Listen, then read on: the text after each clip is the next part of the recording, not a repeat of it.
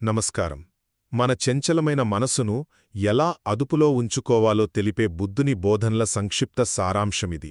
ఒక అడవి గుర్రాన్ని కష్టపడి ఎలాగైతే మచ్చుక చేసుకుంటారో మన మనసును కూడా ఒక భిక్షువు అలాగే అంచెలంచెలుగా సరైన దారిలో పెట్టవచ్చని ఈ అద్భుతమైన ఉదాహరణ మనకు చాలా స్పష్టంగా వివరిస్తుంది. ఇందులో మనం తెలుసుకోవాల్సిన మొదటి విషయం గుర్రానికి కళ్లం వేసి నియంత్రించడం. ఆధ్యాత్మికంగా చూస్తే ఇది మనకంటూ ఒక స్పష్టమైన లక్ష్యం అలాగే సరైన ఆలోచన విధానం ఉండటాన్ని సూచిస్తుంది.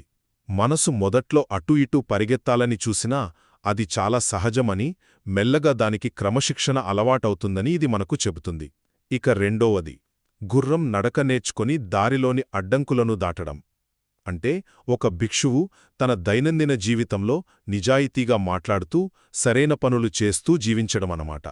మనసును పరధ్యానానికి గురిచేసే కోపం లేదా బద్ధకంలాంటి ఆటంకాలను సరైన పట్టుదలతో మరియు ఏకాగ్రతతో ఎలా దాటుకురావాలో ఈ దశ మనకు నేర్పుతుంది. చివరిది, అల్లరి చేసే ఆ గుర్రం ఎంతో హుందాగా, ప్రశాంతంగా మారడం. ఈ సాధన పూర్తయ్యాక ఆ భిక్షువు మనసులో ఎలాంటి అహంకారం మిగలదు. అతడు ఎలాంటి చంచలత్వం లేని అత్యున్నతమైన ప్రశాంతతను, సంపూర్ణమైన విముక్తిని పొందుతాడు. మనసును నియంత్రించడమంటే దాని కష్టపెట్టడం లేదా బలవంతంగా అణచివేయడం కాదు. సరైన క్రమశిక్షణతో దాన్ని ఎంతో స్వచ్ఛమైన, ప్రశాంతమైన స్థితికి తీసుకెళ్లడమే అని మనమిక్కడ అర్థం చేసుకోవాలి.